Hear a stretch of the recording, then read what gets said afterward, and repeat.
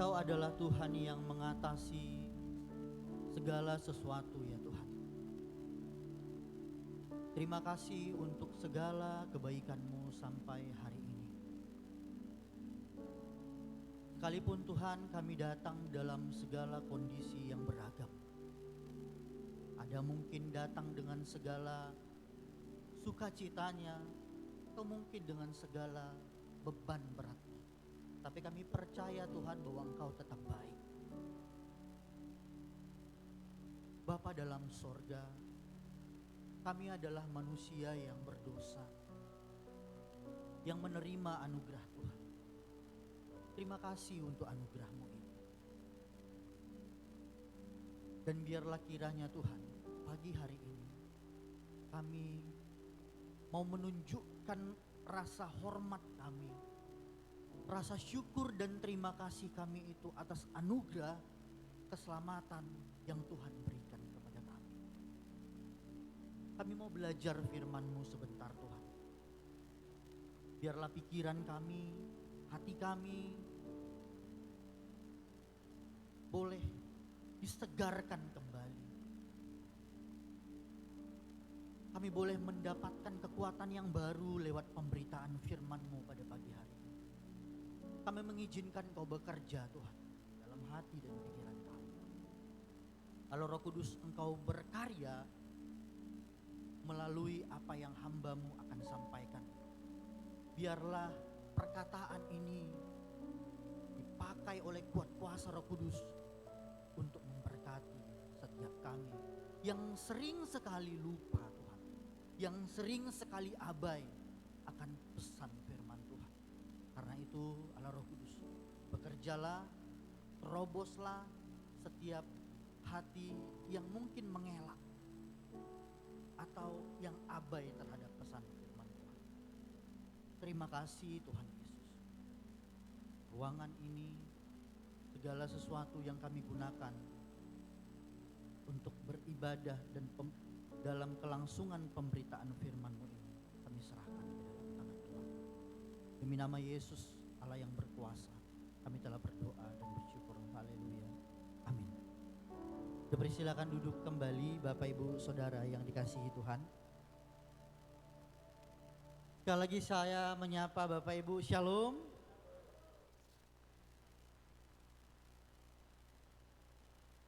Sekali lagi Shalom Bapak Ibu. Ya, saya sebaiknya memperkenalkan nama saya ya, karena nanti nggak enak kalau tidak memperkenalkan diri. Ada pepatah di kita orang Indonesia, tak kenal maka tak sayang. Biar supaya sayang maka saya memperkenalkan. Ya. Bapak Ibu, nama saya Sihol Pardomuan Manalu. Saya orang Batak, farmnya Manalu. Saya lahir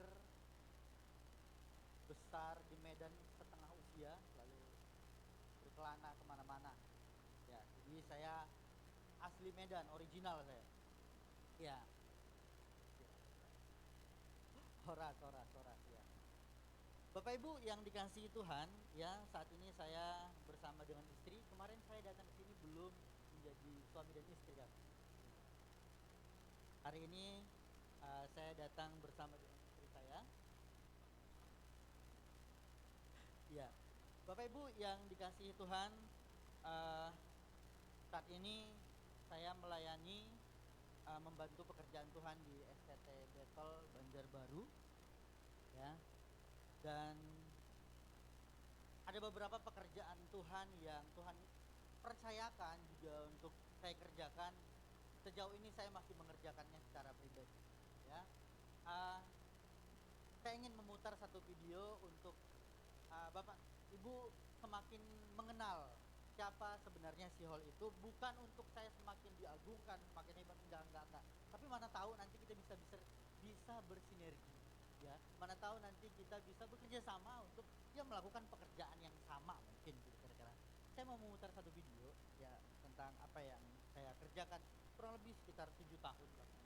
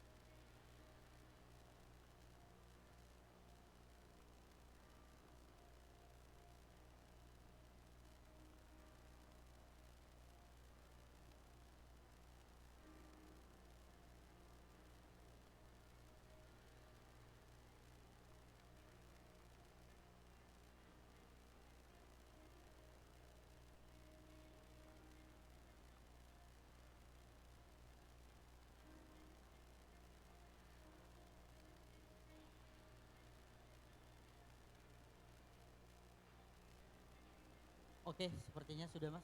Boleh di switch ke PPT? Iya, Bapak Ibu yang dikasihi Tuhan, dalam 7 tahun belakangan ini saya rutin mengunjungi berbagai penjara di Indonesia. Itu hanya beberapa yang bisa didokumentasikan karena ada beberapa penjara yang tidak bisa didokumentasikan. Nah, total penjara yang saya kunjungi sampai hari ini 33. Saya menghitungnya karena ingin memotivasi diri. Saya berdoa dan punya kerinduan nanti di usia 50 saya ada berkhotbah di 50 penjara di Indonesia. Dan Bapak Ibu semua punya latar belakang. Ya, kenapa saya akhirnya memutuskan untuk melakukan itu di sela-sela banyak aktivitas yang saya lakukan, saya bertemu dengan Kristus di sana. Ya, saya berjumpa secara pribadi dengan Kristus di penjara dan saya statusnya bukan hanya sekedar beragama Kristen lagi pada saat itu. Saya memiliki relasi dan saya beriman dengan benar ketika waktu itu di Medan, tepatnya di Tanjung Pusta penjaranya pada saat itu, Bapak Ibu. Kasih Tuhan. Mungkin itu perkenalan singkat saya Bapak Ibu yang dikasihi Tuhan. Ya, seperti yang sudah Bapak Ibu lihat di slide kita, pagi hari ini kita akan membicarakan tentang iman yang sejati. Bapak Ibu, sepertinya kita harus membaca terlebih dahulu Yakobus pasal 2 ini, ayat 14. Yakobus pasal 2 ayat 14 sampai dengan ayat 26. Ya, sepertinya saya akan membacanya sendiri. Bapak Ibu boleh perhatikan di Alkitabnya masing-masing.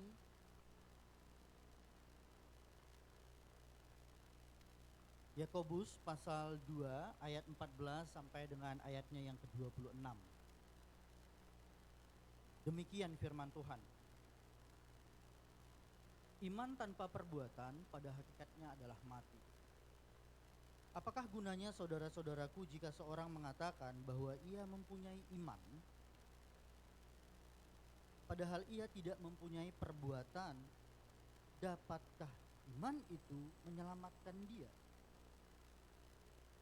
Jika seorang saudara atau saudari tidak mempunyai pakaian dan kekurangan makanan sehari-hari, dan seorang dari antara kamu berkata, "Selamat jalan, kenakanlah kain panas dan makanlah sampai kenyang," tetapi ia tidak memberikan kepadanya apa yang perlu bagi tubuhnya, apakah gunanya itu?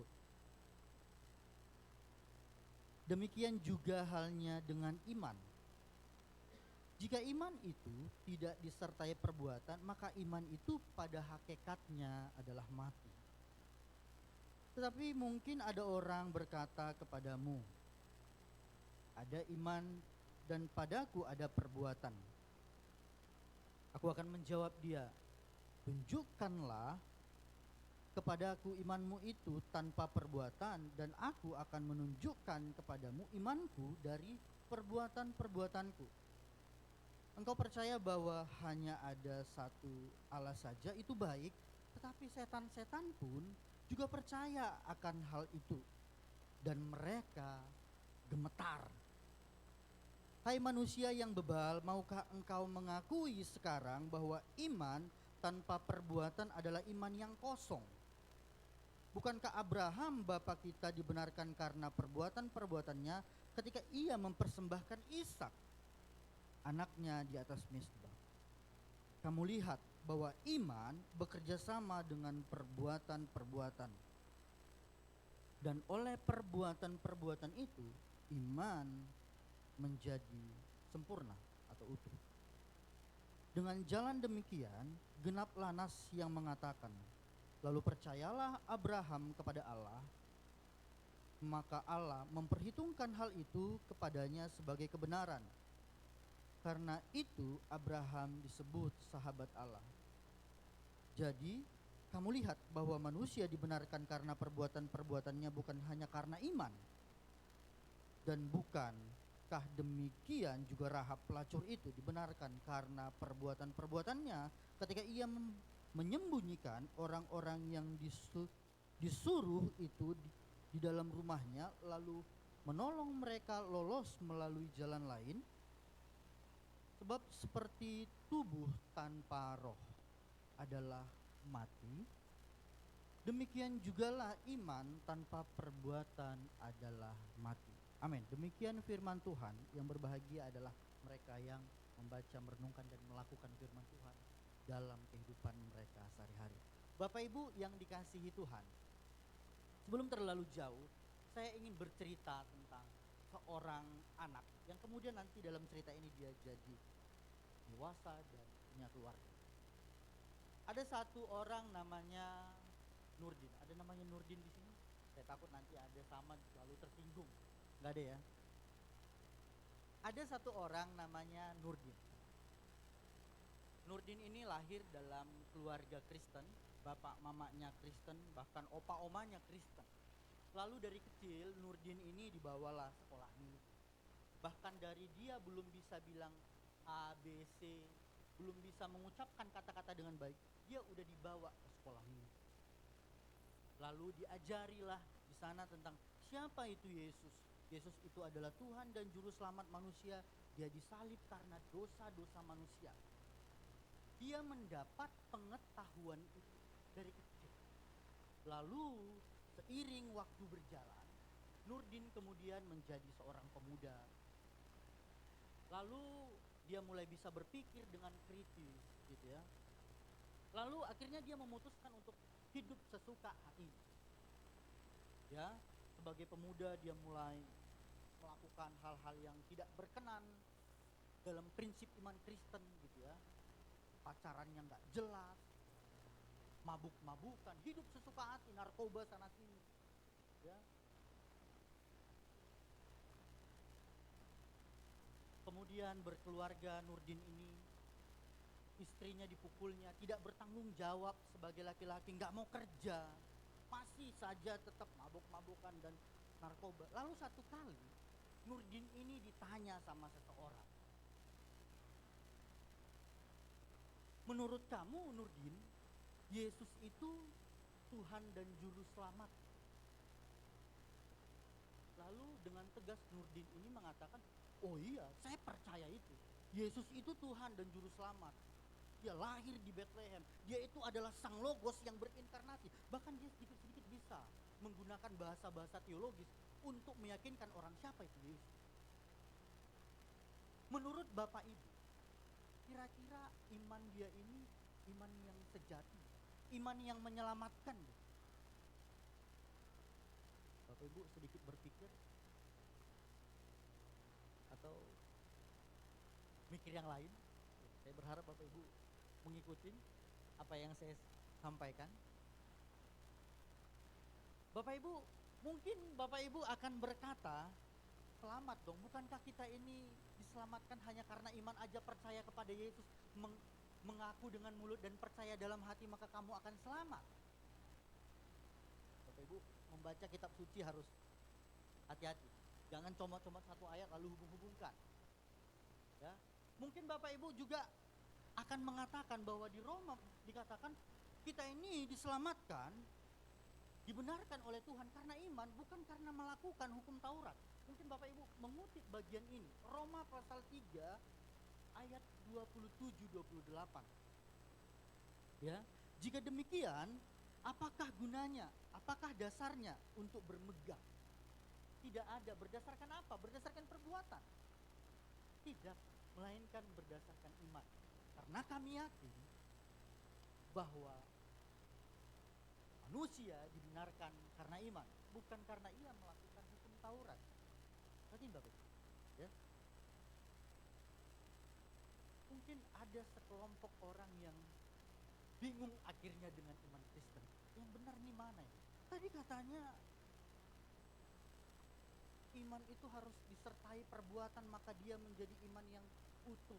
Lalu ini bilang enggak ada perbuatan yang menyelamatkan, hanya iman itulah yang menyelamatkan. Lalu sekelompok orang berpikir bahwa Alkitab kita itu bertentangan, ada kontradiksi di dalamnya. Kalau kontradiksi, pasti harus ada yang benar, ada yang salah. Ya. Itu sifat dari kontradiksi. Ya, berbeda dengan paradoks. paradoks, dia seolah-olah kontradiksi. Tapi karena bagian ini, tidak sedikit orang yang akhirnya menuduh iman Kristen ini iman yang nggak masuk akal. Sebentar dia bilang apa, sebentar dia bilang apa gitu di sini. Ada orang yang melihat apa yang dikatakan oleh Paulus bahwa kita dibenarkan hanya karena iman, seperti contohnya di dalam Roma tadi, dengan apa yang dikatakan Yakobus seperti ini. Mereka melihat, membayangkan bahwa Paulus dan Yakobus seolah-olah berhadap-hadapan lalu sedang berdebat, ngotot-ngototan. Paulus bilang hanya karena iman, hanya karena anugerah Tuhan kita diselamatkan. Yakobus digambarkan sebagai orang yang menghadapi Paulus juga, bukan, karena perbuatan. Bapak Ibu, bukan cuman Bapak Ibu yang mungkin ketika membacanya agak sedikit. Luther, tahu Martin Luther ya, pernah baca sedikit-sedikit sejarah gereja. Martin Luther ketika dia di tahun 1517 membuat gerakan reformasi, dia memutuskan mana Alkitab yang masuk ke dalam kanon Protestan. Karena kan kemudian kita mempercayai 66 kitab ini berbeda dengan Deuterokanonika namanya, ya. Dia mau memilah nih, mana yang masuk dalam kitab suci Protestan. Lalu dia sebenarnya ingin menggugurkan kitab Yakobus ini. Karena dia membacanya, ini aneh ini sama prinsip dia kan ada beberapa sola itu, sola gratia, sola fide, sola scriptura. Ini kayak bertentangan dengan sola gratia, hanya karena anugerah Tuhan kita diselamatkan. Kayaknya kitab Yakobus ini gak cocok. Pada waktu itu sejarah mencatat bahwa Luther ingin mengeluarkan kitab Yakobus ini dari Alkitab. Tapi karena pergumulan yang panjang, ya, kemudian dia tetap memasukkannya. Dia melihat sisi yang lain dan mempelajari konteksnya semakin dalam. Nah ternyata ketika dipelajari semakin dalam, Bapak Ibu, antara Yakobus yang mengatakan bahwa seseorang itu memiliki iman harus punya perbuatan juga, sebenarnya tidak bertentangan dengan Paulus. Gambaran mereka bukan seperti orang yang berhadap-hadapan dan saling berdebat. Gambarannya seperti ini sebenarnya Bapak Ibu. Mereka saling membelakangi dan melawan musuh yang berbeda. Di dalam konteks Yakobus itu melawan yang namanya antinomianisme. Jadi ada satu paham yang masuk di dalam kekristenan pada saat itu. Jadi mereka bilang bahwa iman itu tidak ada hubungannya dengan perbuatan. Apa yang kita lakukan itu tidak akan mempengaruhi iman kita. Mau kita seks bebas, mau kita mencuri, itu hanya perbuatan-perbuatan lahiriah, tidak mempengaruhi hal-hal spiritual katanya. Itu yang dilawan oleh Yakobus. Lalu yang dilawan oleh Paulus dalam konteks kitab Roma khususnya, dia sedang melawan orang-orang legalis, Bapak. Orang-orang yang sebelumnya mereka ini ahli-ahli Taurat, orang-orang Farisi, ya. Kemudian mereka jadi percaya nih. Lalu mereka menambah-nambahi hukum Tuhan atau prinsip dari kekristenan. Mereka bilang kita boleh jadi percaya, tapi kita nggak bisa hanya sekedar percaya Yesus. Kita juga harus melakukan hukum Taurat. Kita harus sunat, kita harus ini dan bla bla bla bla supaya kita benar-benar selamat. Lalu di counter sama Paulus, bukan katanya, kita dibenarkan, diselamatkan hanya karena iman kepada Kristus. Tapi Paulus tidak pernah mengajarkan dalam konteks kitab Roma bahwa kita cukup beriman lalu tidak melakukan perbuatan apa-apa. Enggak pernah. Bapak Ibu kalau baca dengan seksama tulisan Paulus, dia sangat mengajarkan untuk seseorang Kristen itu hidup kudus. Dia selalu membuat perbedaan dalam kata-katanya. Kita ini adalah manusia yang baru. Kita telah tidak hidup lagi mengikuti prinsip-prinsip manusia lama. Dia katakan bahwa kita ini tidak boleh sama dengan dunia. Itu bahasa Paulus. Jadi Paulus tidak pernah mengajarkan bahwa cukup beriman saja lalu nggak ada perbuatan, enggak. Tapi dalam konteks pada saat itu, ya, memang Paulus sedang mengcounter para ahli-ahli Taurat yang kemudian menjadi percaya, Bapak Ibu. Ya. Jadi kira-kira beginilah konteksnya. Jadi, nah, jadi Bapak Ibu yang dikasihi Tuhan, melalui apa yang kita baca dari kitab Yakobus tadi, kira-kira apa reaksi atau tanda daripada iman yang sejati? Ini jadi pertanyaan Bapak Ibu. Apa reaksi daripada iman yang sejati? Tapi tunggu dulu, saya pikir kita perlu mengetahui, mengerti, kenapa harus ada reaksinya. Kenapa iman yang sejati itu harus ada reaksinya, harus ada wujud atau tandanya. Kenapa itu Bapak Ibu? Ya, kita harus ngerti dulu. Ini mendasar Bapak Ibu. Nah, Bapak Ibu, kenapa iman yang sejati itu harus punya reaksi? Harus ada tandanya. Bapak Ibu percaya kalau kita yang mengaku Yesus dan Tuhan, percaya kepada Dia, bukan hanya kemampuan manusiawi kita, itu dikerjakan oleh Roh Kudus. Amin. Kita dianugerahkan oleh Roh Kudus untuk percaya, seperti yang dikatakan oleh Yesus kepada Petrus. Petrus, menurut kamu siapa aku ini? Dia bilang, engkau adalah Mesias, anak Allah yang hidup. Lalu Yesus bilang, berbahagialah engkau Petrus, karena bukan dari dirimu sendiri, itu bukan dari manusia, tapi Roh Kuduslah yang menganugerahkan iman itu kepadamu. Jadi Bapak Ibu, karena iman yang kita miliki itu adalah dari Roh Kudus, maka sudah sejatinya iman itu memiliki reaksi. Sampai sini paham Bapak Ibu? Oke. Kebetulan saya tadi bawa parfum saya. Biar saya kasih sedikit daftar. Parfum saya ini nggak mahal, murah kok. Bapak Ibu, waktu saya semprot parfum, saya bilang ini adalah, kira-kira untuk Bapak Ibu percaya dan yakin, membuktikan kalau parfum ini benar-benar parfum yang asli, apa yang harus terjadi?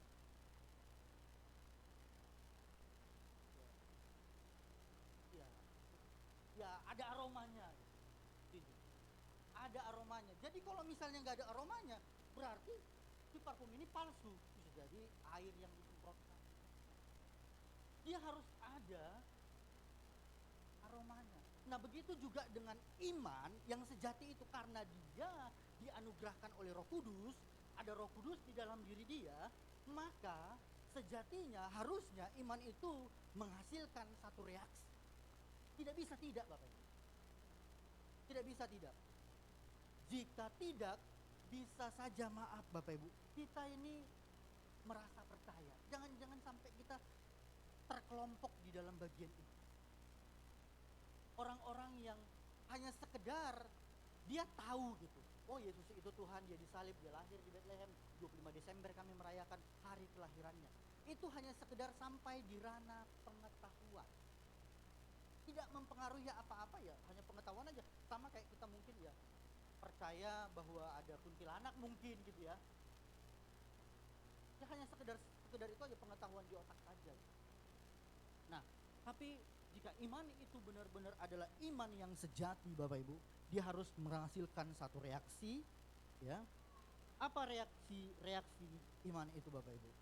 Saya menggarisbawahi bahwa iman yang sejati Bapak Ibu. Oke, sampai sini. Iman yang sejati akan membawa seseorang untuk dia semakin hidup berkenan di hadapan Allah. Amin Bapak Ibu. Ya, karena ada Roh Kudus di dalam hati seseorang yang percaya itu, maka Roh Kudus itu akan mendorong seseorang itu untuk memperjuangkan, mungkin terjatuh, salah, tapi dia punya perjuangan, dia nggak cuek untuk hidup berkenan di hadapan Allah. Itu sudah menjadi satu tanda yang sangat mendasar Bapak Ibu, ya. Jangan sampai Bapak Ibu kita mungkin kalau di gereja udah kayak tangan kanan malaikat gitu, ya. Udah kayak paling rohani banget gitu. Mungkin banyak hafal kita ayat kitab suci, ya. Mungkin waktu orang melihat itu, tapi di rumah mungkin kita terlalu terlalu banyak mengecewakan orang di rumah kita, ya. Gak mau mendengar arahan, gak mau mendengar masukan, ya. Pukul sana pukul sini. Ini adalah satu reaksi yang lain. Ini adalah satu bentuk lain daripada orang yang punya iman yang sejati. Ya. Bapak Ibu, iman yang sejati akan membawa seseorang kepada penyembahan yang sejati. Katakan amin. Iman yang sejati akan membawa seseorang kepada penyembahan yang sejati. Apa itu penyembahan yang sejati? Dikatakan Paulus di dalam Roma 12 ayat 2. Hah? Apa itu Bapak Ibu? Penyembahan yang sejati itu, ibadah yang sejati itu adalah, saya baca ya Bapak Ibu, ya, jangan. Oke, begini dikatakannya.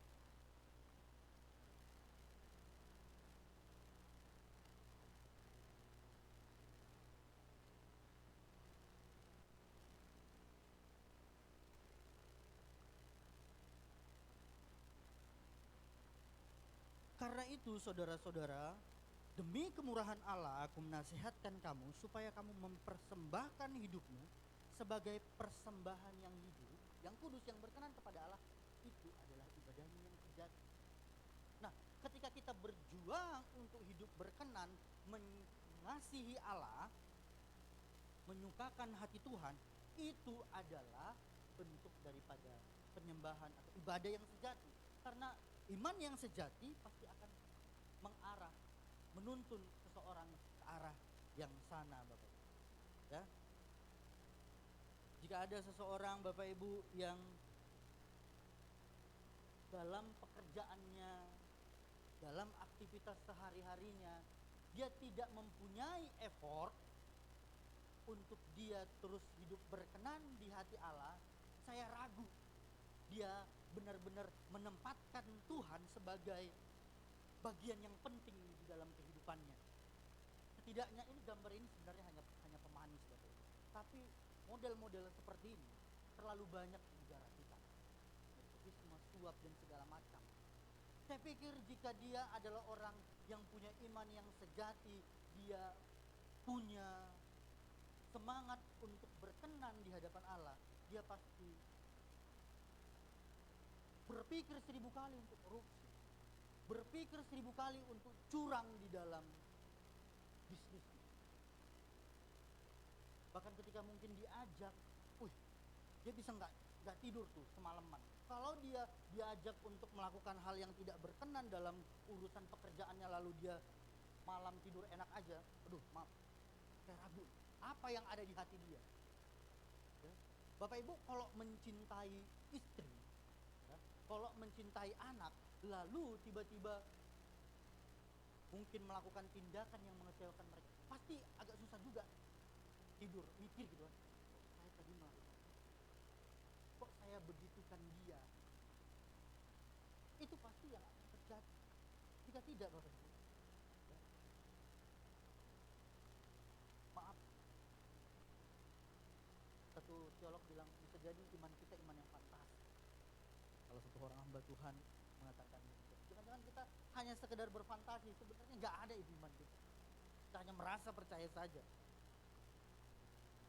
Bapak Ibu, saya ingin bercerita satu kejadian.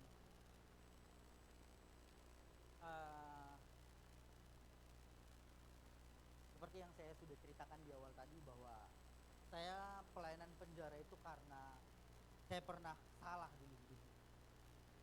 Intinya begitu. Dulu saya punya satu kelompok, ya, kelompok rampok. Jadi saya pada saat itu membangun kelompok itu dan dia punya beberapa anggota pada saat itu di Medan. Lalu intinya kebetulan kami ini beberapa orang ini, satu kelompokan ini masuk penjara kan. Lalu teman saya namanya Popi Sinaga bebas duluan dia. Bebas dahulu. Lalu setelah dia bebas, seminggu kemudian dia datangin saya. Saya lagi pada saat itu saya udah memutuskan untuk meninggalkan kehidupan yang tidak berkenan di hadapan Allah itu. Saya hanya fokus kepada membenahi diri, meninggalkan kehidupan yang lama, dan fokus di gereja aja. Pada saat itu saya di gereja. Jadi di Singkarak itu ada gereja waktu itu. Jadi saya gereja aja, baca Alkitab gitu ya. Tiba-tiba ada suara toa, panggilan bertamu, di hall Pardumuan Manado. Udah hampir 2 tahun saya di situ, saya belum pernah ditamuin gitu. Saya memang larang keluarga saya untuk datang. Saya namun saya, tiba-tiba saya nanya, saya tanya, Pak siapa yang datang? Oke ya, karena kamu ditunggunya. Oke, saya datangin dia. Lalu dia datang bawa centengan. Saya perhatian nasi padang, kalau di sana orang Medan suka makan nasi padang 2 bungkus. Oke. Lalu dia tawarkan sama saya sejumlah uang. Pada saat itu butuh banget uang di dalam hidup, butuh banget. Ya kalau nggak punya uang, makanan kita kurang layak. Ya, sedih lihat. Jadi butuh banget uang. Lalu dia tunjukkan sejumlah uang sama saya.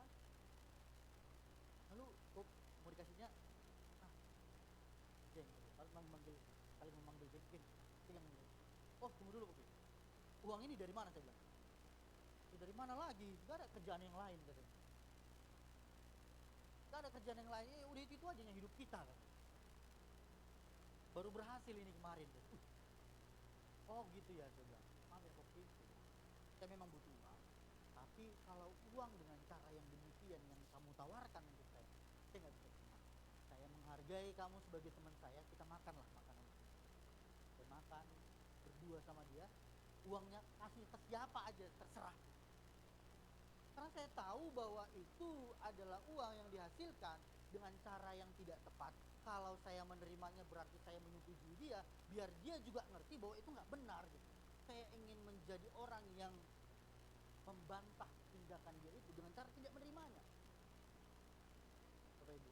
Nah, mungkin Bapak Ibu punya kehidupan dalam jenis yang lain. Ya.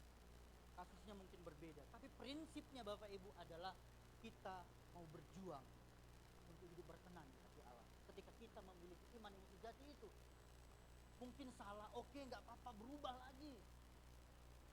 Ya, karena ya kita pasti salah Bapak Ibu. Ada yang tidak pernah salah di sini? Nggak ada Bapak Ibu. Tapi setidaknya Bapak Ibu, kita mau bangkit kembali, kita mau berbenah kembali, kita kembali mengingat kepada pengorbanan Kristus yang telah menyelamatkan kita. Kita harusnya tidak pandang remeh apa yang dia kerjakan itu. Dengan cara apa? Dengan cara kita menghormati dia, menjaga kehidupan kita. Itu adalah bentuk kita sadar bahwa apa yang diberikan Kristus itu adalah sesuatu yang mahal. Amin. Kalau kita bilang apa yang diberikan oleh Kristus itu adalah sesuatu yang bernilai mahal, tapi ternyata kita tidak menunjukkan sikap apa-apa dalam kehidupan kita, saya ragu kita mengerti bahwa apa yang kita terima itu adalah sesuatu yang mahal. Ya. Saya kasih gambaran, kalau misalnya nih, ya, ada seseorang yang katakanlah saya ini anggaplah saya ini gelandangan. Lalu ada orang yang memberikan rumah kepada saya nggak punya rumah. Lalu ada yang memberikan rumah. Saya sangat bersyukur kepada rumah itu dan saya sangat berterima kasih atas apa yang diberikan oleh orang itu. Saya melihat itu adalah pemberian yang sangat bernilai. Tapi dalam kesehariannya saya nggak merawat rumah itu. Akan saya bikin. Itu tidak menunjukkan sikap bahwa saya menganggap pemberian itu adalah sesuatu yang berarti, sesuatu yang bernilai. Harusnya itu terlihat dari apa yang saya lakukan. Kalau memang saya menganggap itu adalah pemberian yang bernilai dan berharga bagi saya rawat.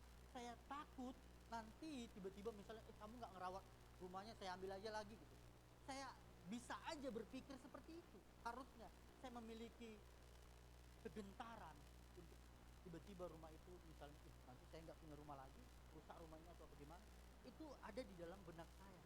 Saya sangat mensyukuri dan menghargai apa yang diberikan pada saya.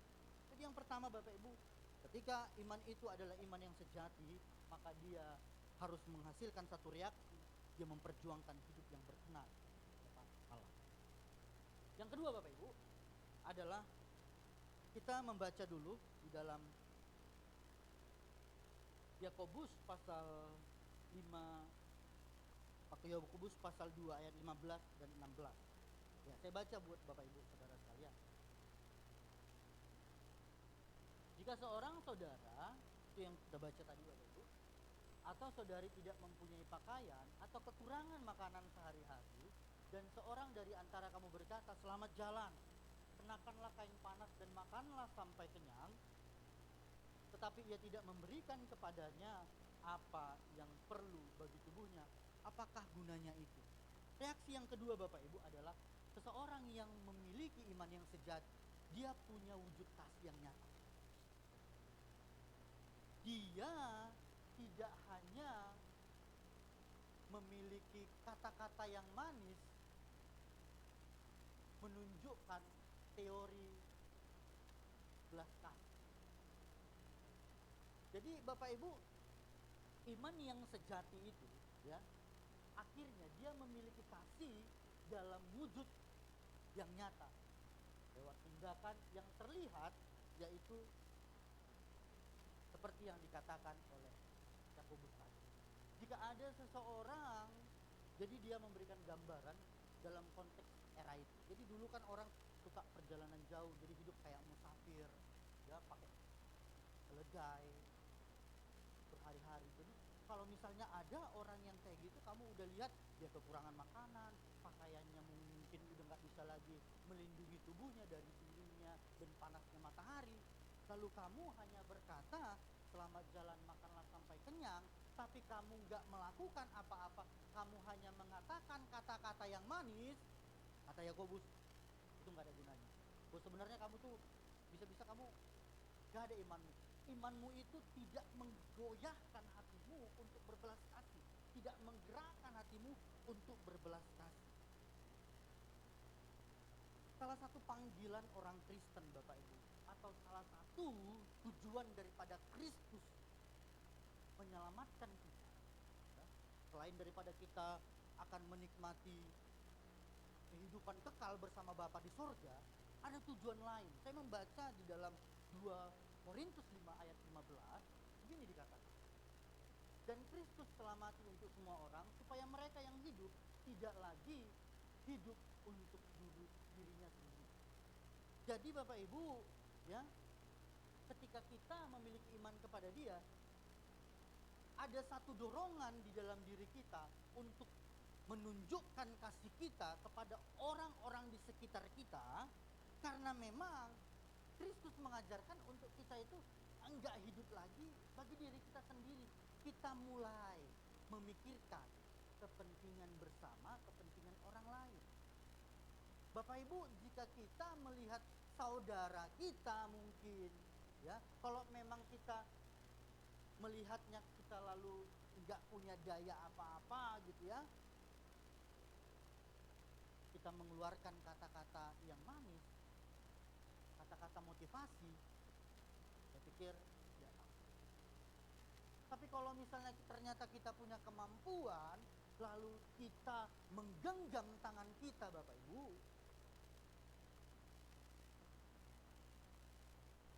di manakah kasih Kristus yang ada di hati kita itu? Kristuskah atau Zeus yang ada di hati kita? Itu kan Zeus yang ada di hati ini, dua petir itu. Sekarang lagi rame ya, bapak-bapak katanya banyak susah gara-gara itu. Bapak Ibu yang dikasihi Tuhan, ya. Jadi reaksi yang keduanya ini sangat penting Bapak Ibu, ya.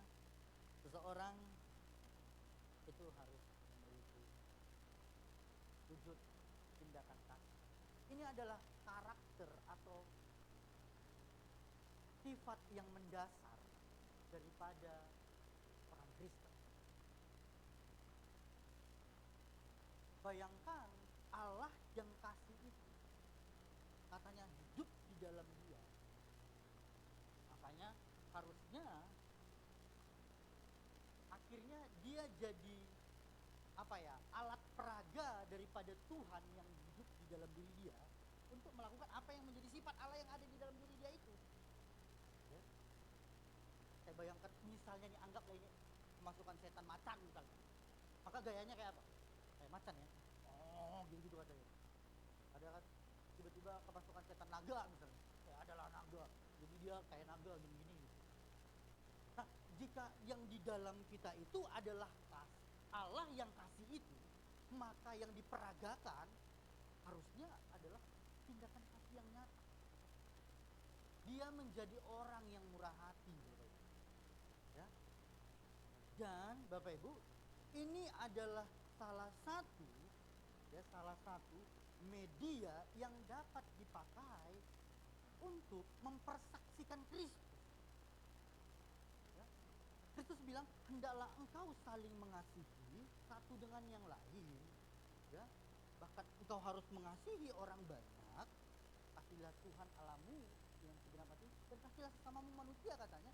Supaya apa? Supaya orang percaya, Bapak Ibu, bahwa aku Tuhan dan Juru Selamat.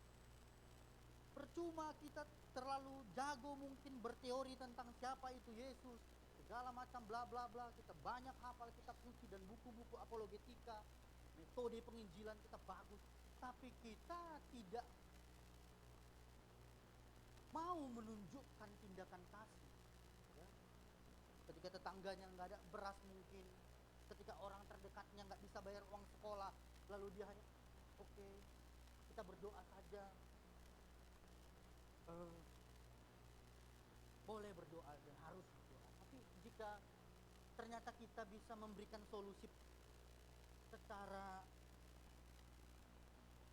ekspres saat itu, ya marilah kita lakukan. Itu menunjukkan bahwa kita sedang memperagakan Kristus itu. Ya. Kristus yang ada di dalam diri kita itu, kita benar-benar peragakan dia dalam kehidupan. Saya ingin bercerita tentang satu tokoh namanya Corrie ten Boom. Kemarin saya beberapa waktu yang lalu saya suruh istri saya membaca buku yang ditulis tentang dia. Lalu saya mengatakan dia sempat menangis membaca perjalanan wanita ini. Corrie ten Boom ini, Bapak Ibu, warga negara Eropa, hidup di bawah pemerintahan Nazi pada saat itu. Lalu di negara dia, orang-orang Yahudi itu mau dibunuh. Bapak Ibu mungkin ingat bagaimana waktu Hitler memimpin Nazi dan dia ingin membunuh semua orang Yahudi pada saat itu. Lalu itulah yang dilihat oleh Corrie ten Boom sehari-hari. Dilihat pembantaian itu. Lalu sebagai orang Kristen yang memiliki Kristus di dalam hatinya, dia berbelas kasih dan dia nggak tega lihat. Dia mulai berpikir solusi, tindakan apa yang bisa dia lakukan untuk menolong orang ini, terlepas dia agama apapun. Jadi yang dilakukan oleh Corrie ten Boom ini bukan karena mau mereka orang Yahudi, bangsa pilihan Allah, lalu mereka layak ditolong, enggak. Tapi karena memang apa yang dilakukan oleh Hitler itu kurang manusiawi. Lalu dia menyembunyikan orang-orang Yahudi itu di rumahnya, di boboknya tembok. Apa yang bisa dia lakukan, sekalipun itu membahayakan nyawanya, dia akhirnya ditangkap oleh Nazi. Ya. Keluarganya bermatian di kamp konsentrasi. Tapi itu adalah sebuah resiko yang harus dia ambil untuk tidak tinggal diam dengan kesulitan yang ada di sekitarnya. Saya nggak tahu bagaimana lingkungan kehidupan Bapak Ibu, tapi yang saya tahu pasti ada sesuatu yang bisa kita lakukan terhadap wilayah sekitar kita. Ketika kita melihat satu kebutuhan, ternyata kita bisa melakukan tindakan untuk memberikan sedikit bantuan untuk menolong kondisi lingkungan, keluarga, atau apapun yang kita lihat. Lalu kita nggak, saya pikir Bapak Ibu, ya, itu bukanlah gaya orang Kristen. Jika cuek, abai, itu itu bukanlah gaya orang Kristen. Gaya orang Kristen adalah dia mulai berpikir, ya, apa yang bisa saya lakukan. Saya punya satu orang uh, mentor, kalau misalnya saya bilang abang rohani, namanya Renaldo Ginting. Saya suka menceritakan apa yang dia lakukan karena cukup memotivasi saya. Dia bilang setiap dia ketemu orang, khususnya jika orang itu dalam masalah, dia selalu berpikir apa yang bisa saya lakukan untuk menolong orang. Mungkin gak semua masalah dia langsung selesai, tapi dia selalu berpikir apa yang bisa saya lakukan untuk tidaknya meringankan masalah orang ini. Bahkan dia bilang, sekalipun saya harus tertipu saja, orang datang kepada dia ternyata bohong, dia bilang gak apa-apa, daripada saya mengabaikan nurani saya. Kadang-kadang kan kita waktu nolong lalu berpikir, jangan-jangan ini, jangan-jangan ini, jangan-jangan begini, kayaknya dia ini sandiwara lagi nih. Kayaknya dia terlalu malas sebenarnya, gak mau berusaha dengan keras ya. Selalu banyak argumen-argumen yang muncul di kepala kita untuk menggugurkan tindakan kasih kita ini. Tapi mentor saya ini bilang, nggak apa-apa, biar saya tertipu, nggak apa-apa. Toh juga uang saya dari Tuhan dan bisa kembali berlipat kali ganda dari Tuhan. Daripada saya mengabaikan, ternyata dia benar-benar, misalnya datang tiba-tiba benar-benar anaknya mau lahiran, dia bilang juga saya juga. Jadi Bapak Ibu yang dikasihi Tuhan, ya, mungkin ada banyak pertanyaan-pertanyaan yang timbul di hati kita, ya. Mari kita belajar untuk apa ya? Mulai mengabaikan itu, ya. Mulai menabrak itu. Dan Bapak Ibu, tindakan-tindakan yang seperti ini, tindakan-tindakan wujud kasih yang nyata itu, sejauh saya mempelajari kitab suci, itu adalah sesuatu yang dilarang. Ya. Kalau misalnya ada orang bilang, nanti kalau misalnya saya udah jadi orang kaya, punya uang sejumlah berapalah katanya gitu, nanti saya di sana waktu itu akan membantu orang dan melakukan ini. Saya mau katakan Bapak Ibu, kalau dia hari itu tidak sering melakukan itu, tidak tindakan-tindakan kecil, percayalah itu bohong. Saya belajar ilmu psikologi itu. Percayalah itu bohong, itu hanya penghiburan yang dia buat seolah-olah dia itu orang baik. Jika dia tidak mulai melatih diri dia, mulai hari ini melakukan tindakan-tindakan kecil, karena itu karakter Bapak Ibu. Itu karakter. Sifat tindakan kasih itu karakter, itu dilatih. Ya. Nah jika dia sudah terlatih, dia terbiasa, dia akan jadi ringan. Ya, kalau dia terbiasa mengabaikan, punya alasan ini dan itu akan terjadi lagi nanti ke depan. Dia akan punya sejuta alasan lagi tuh. Ini dan itu, segala macam.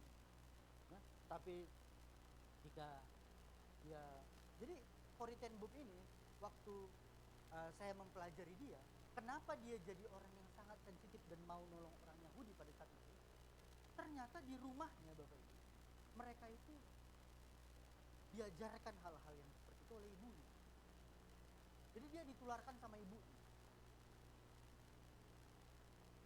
Bahkan ibunya, tetangganya ulang tahun aja dibuatin kue katanya, dirayain ulang tahun. Nah akhirnya anaknya ini punya kebiasaan yang sama juga. Jadi Bapak Ibu yang dikasihi Tuhan, ya, mari terus kita belajar untuk mempertontonkan Kristus dalam kehidupan kita. Ya, Kristus sudah ada di sorga. Ya, jika kita bersaksi tentang Dia, maka biarlah itu bukan hanya sekedar kata-kata, tapi lewat gerak tubuh, ya, tingkah laku yang dapat dirasakan oleh orang lain, yang membuat orang itu juga punya percaya. Oh, saya punya satu cerita lagi.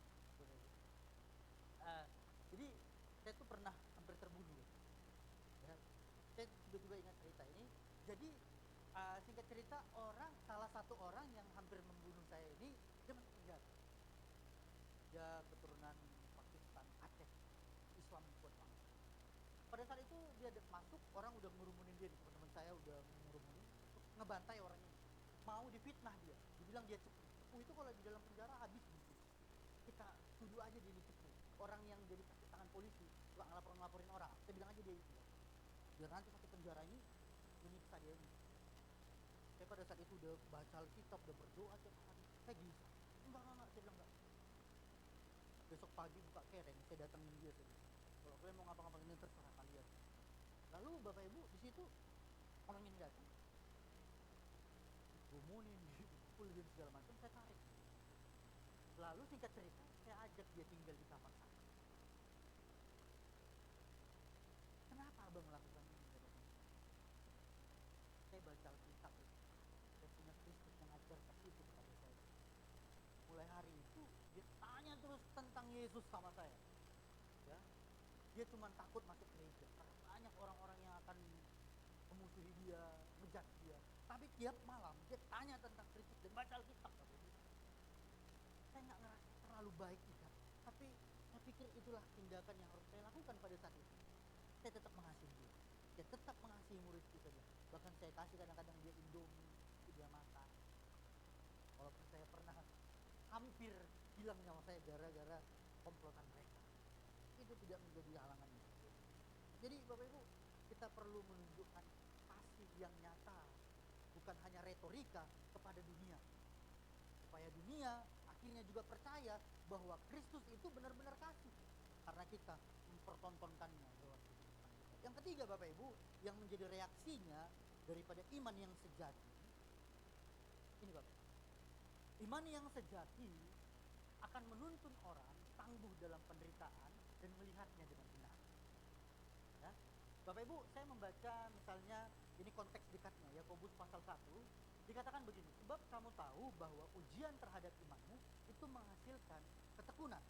Nah, jadi orang yang punya iman yang sejati Bapak Ibu, saya percaya mereka akan menjadi orang yang tangguh dalam penderitaan. Iman yang sejati nggak akan menghindarkan kita dari masalah Bapak Ibu, tidak akan menghindarkan kita dari kesulitan, tapi iman yang sejati akan membuat kita kuat dan tangguh. Karena kita memiliki satu kepercayaan bahwa Tuhan itu ada di dalam kita dan menyertai kita. Amin Bapak Ibu.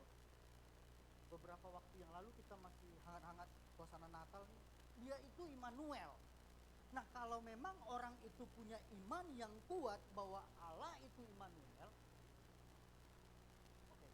bahwa Allah itu Immanuel, itu akan teraplikasi ketika dia menghadapi kesulitan hidup. Dia akan percaya kalau Allah tidak meninggalkan dia, dia tidak akan menyalahkan keadaan, apalagi menyalahkan Tuhan.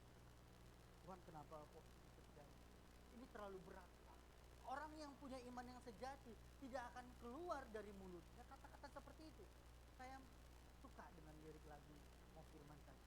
Sekalipun penderitaanku masih ada, tapi aku tetap percaya. Nah, itu orang yang punya iman yang sejati. Ya. Dia tangguh karena dia percaya bahwa Allah itu Immanuel.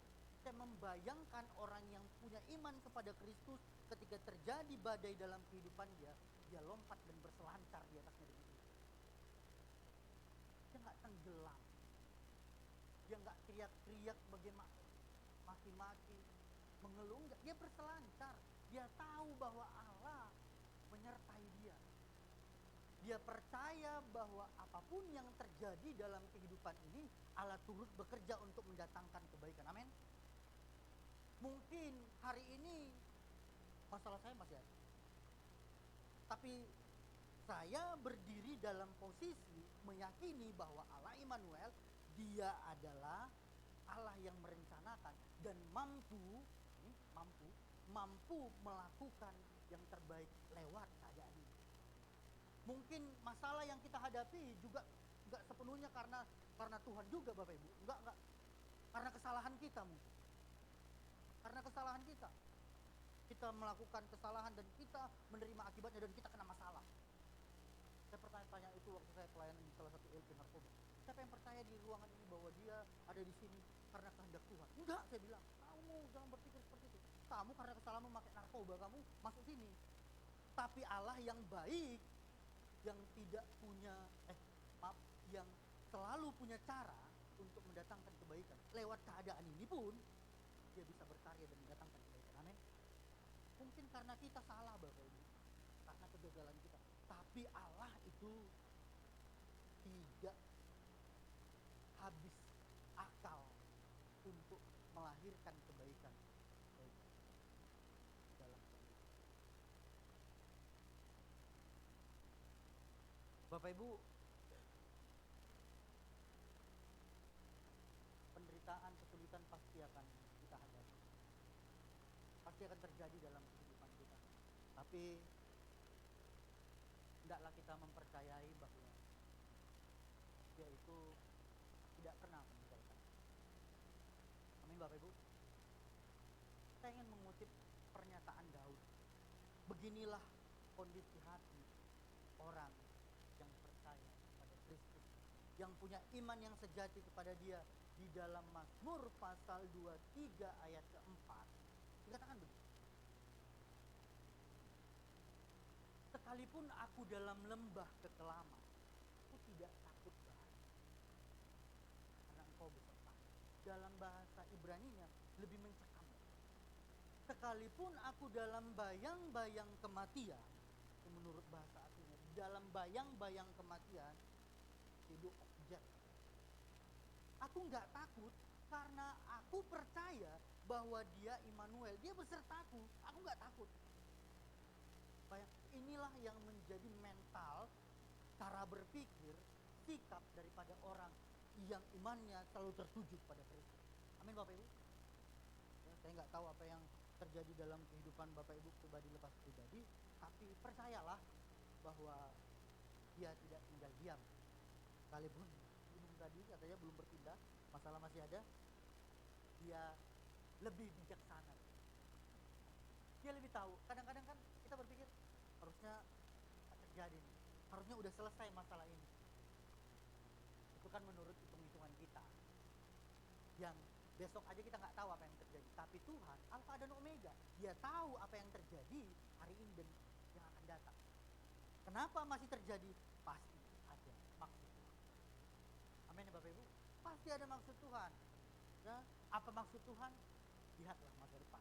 Saya nggak tahu, saya bukan paranormal. Yang saya tahu bahwa Dia adalah meng-create, pembuat sesuatu yang baik. Itu intinya. Dan Bapak Ibu yang dikasihi Tuhan, yang menjadi closing saya adalah bahwa iman yang sejati pusat penyembahannya. Ketika kita beriman kepada Dia, maka Dialah yang akan semakin diagungkan. Bahwa kepercayaan kita akhirnya hanya tertuju kepada Dia. Gak ada kepercayaan-kepercayaan lain. Kepercayaan-kepercayaan hari baik, kepercayaan-kepercayaan ini, saya pikir itu tidak akan dipikirkan oleh orang yang imannya tertuju kepada Kristus. Ya. Jadi ketika seseorang menaruh iman percayaan dengan penuh kepada Kristus, maka hanya Kristuslah yang menjadi pusatnya. Tidak ada lagi yang lain. Tidak ada campur ini dan itu. Amin. Demikian firman Tuhan Bapak Ibu, Saudara yang dikasihi Tuhan. Mari kita bersatu dalam doa. Bapa Sorgawi, kami bersyukur untuk firman-Mu. Kami belajar bagaimana kami beriman pada Kristus. Biarlah iman kami Tuhan terus bertumbuh. Kami terus boleh membenamkan diri kami dalam persekutuan dengan Allah, dalam persekutuan dengan orang-orang percaya yang akan membawa iman kami boleh terus berkembang, boleh terus naik, boleh semakin melihat Kristus dengan gambaran yang semakin jelas. Tuhan ampuni kami jika sampai hari ini mungkin kami sering salah. Kami mengabaikan banyak hal. Kami tidak melatih diri kami beribadah. Kami tidak melatih diri kami untuk melakukan kasih. Ampuni kami. Teruslah berkarya dalam kehidupan kami. Kalau Roh Kudus terus benahi cara berpikir kami, sehingga Kristus akhirnya semakin dipertontonkan. Terima kasih buat firman. Mata sampaikan, biar kiranya firman-Mu ini benar-benar mengganggu di kehidupan kami, menggelisahkan kami